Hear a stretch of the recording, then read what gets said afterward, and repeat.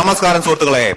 കൽക്കി 2898 AD എന്ന cinema കണ്ട ശേഷമുള്ള എന്റെ വ്യക്തിപരമായ അഭിപ്രായം വളരെ ചുരുങ്ങിയ സമയം കൊണ്ട് നിങ്ങളിലേക്ക് എത്തിക്കാൻ ഞാൻ ആഗ്രഹിക്കുന്നു. ചില സാങ്കേതിക കാരണങ്ങളാൽ ജൂൺ 27 റിലീസ് ചെയ്ത സിനിമ ഞാൻ കണ്ടത് ജൂൺ 28 വൈകിട്ടാണ്. കൽക്കി written and directed by Nag Ashwin.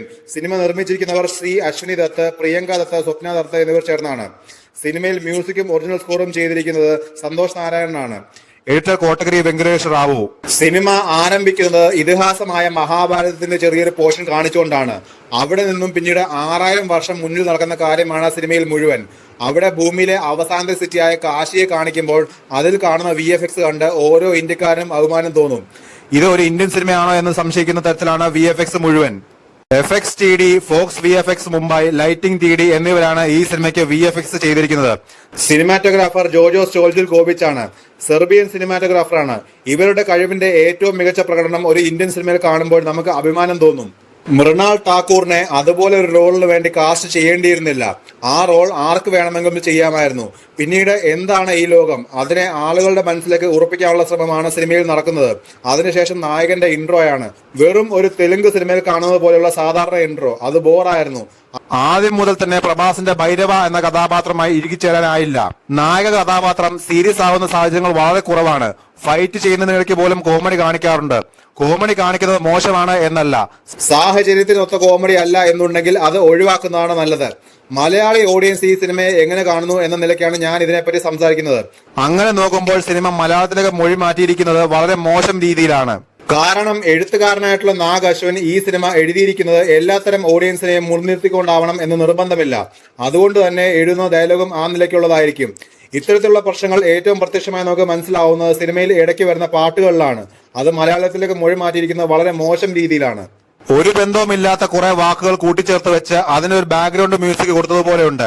അതുപോലെ സിനിമയുടെ തുടക്കത്തിൽ വരുന്ന പഞ്ചാബി സോങ്ങിനും സിനിമയിൽ ഒരു പ്രസക്തിയുമില്ല. അന്യഭാഷാ സിനിമയിലെ പാട്ടുകൾ മലയാളത്തിലേക്ക് മൊഴി മാറ്റുമ്പോൾ അത് മലയാളികൾക്കും ഇഷ്ടപ്പെടുന്ന രീതിയിൽ വന്നിട്ടുള്ള സിനിമകളുമുണ്ട്. ബാഹുബലിയും KGF അതിനുദാഹരണമാണ്. സംവിധായകനായിട്ടുള്ള നാഗ് അശ്വിൻ ചെയ്തു വെച്ചിരിക്കുന്നത് ഗംഭീരമാണ്. എന്നാൽ എഴുത്തുകാരനായിട്ടുള്ള നാഗ് അശ്വിൻ അത്ര കണ്ട് പോരാ. അഭിനേതാക്കൾ പറയുന്ന ഡയലോഗിലും ഈ മൊഴിമാറ്റത്തിന്റെ പ്രശ്നം വ്യക്തമാണ്. കൂടാതെ സിനിമയിലേക്ക് പ്രേക്ഷകരെ വൈകാരികമായിട്ട് അടുപ്പിക്കുന്ന രംഗങ്ങളൊന്നും തന്നെയില്ല. ഇതുപോലെ എനിക്ക് പോരായ്മ തോന്നിയിട്ടുള്ള ഒരു ഭാഗമാണ് സിനിമയുടെ ഒറിജിനൽ സ്കോർ. ഇതുപോലെയുള്ള സിനിമയ്ക്ക് മ്യൂസിക്കിന് എത്രമാത്രം ഇമ്പോർട്ടൻസ് ഉണ്ടെന്ന് നമുക്കറിയാം. ദീപിക പദുകോണിന്റെ പ്രഗ്നന്റ് ആയിട്ടുള്ള ഒരു ഗംഭീര സീനിൽ മ്യൂസിക് കൊണ്ട് എലിവേറ്റ് ചെയ്യേണ്ടടുത്ത് സന്തോഷ് നാരായണന്റെ സ്കോർ പോകുന്നത് വളരെ ലോ ആയിട്ടാണ്. ആ സമയത്ത് നമുക്ക് വേറെ പല മ്യൂസിക് ഡയറക്ടറുടെ സ്കോറും മനസ്സിലൂടെ കടന്നു പോകും. സിനിമയിൽ എനിക്ക് ഏറ്റവും ഇഷ്ടപ്പെട്ട ഒരു കാസ്റ്റിംഗ് അമിതാഭ് ബച്ചന്റേതായിരുന്നു. അശ്വത്ഥാത്മ എന്ന കഥാപാത്രമായി അദ്ദേഹത്തിന്റെ മികച്ച പ്രകടനം തന്നെയായിരുന്നു. അശ്വത്ഥാത്മയും ഭൈരവയും കൂടിയുള്ള ഫൈറ്റും ഉണ്ട്. അവിടെയും അമിതാഭ് ബച്ചൻ തന്നെയാണ് സ്കോർ ചെയ്യുന്നത്.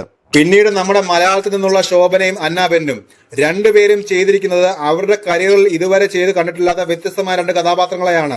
രണ്ടുപേരും കിടിലനായിരുന്നു. പിന്നീട് കമലഹാസൻ, അദ്ദേഹം ഈ സിനിമയിൽ എല്ലാം കൊണ്ടും വേറെ ലെവലായിരുന്നു. ശബ്ദം കൊണ്ടല്ലാതെ അദ്ദേഹത്തെ നമുക്ക് പെട്ടെന്ന് മനസ്സിലാവുകയില്ല.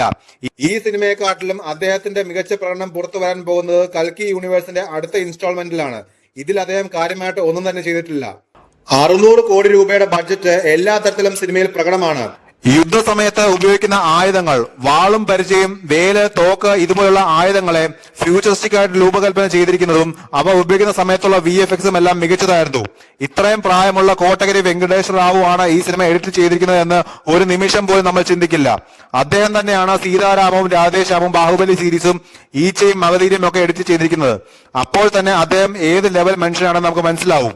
സിനിമയിൽ മൊത്തത്തിൽ വർക്ക് ചെയ്തിരിക്കുന്നവരെല്ലാം അത്രയും പ്രൊഫഷണൽ ആയിട്ടുള്ള വലിയ വലിയ ആളുകളാണ്. അതിന്റെ പ്രതിഫലനം സിനിമയുടെ ഓവറോൾ ക്വാളിറ്റിയിലും വ്യക്തമാണ്. ഇത് ഒരു തുടക്കം മാത്രമാണ്. കൽക്കി യൂണിവേഴ്സ് മുന്നോട്ട് പോകുമ്പോൾ ഇനിയാണ് പലതും നമ്മൾ കാണാൻ പോകുന്നത്. പ്രത്യേകിച്ചും കൂടുതൽ മഹാഭാരതത്തിന്റെ ഇൻവോൾവ്മെന്റ്. അതിനായി കൽക്കി യൂണിവേഴ്സിന്റെ അടുത്ത ഇൻസ്റ്റാൾമെന്റിനായി കാത്തിരിക്കാം.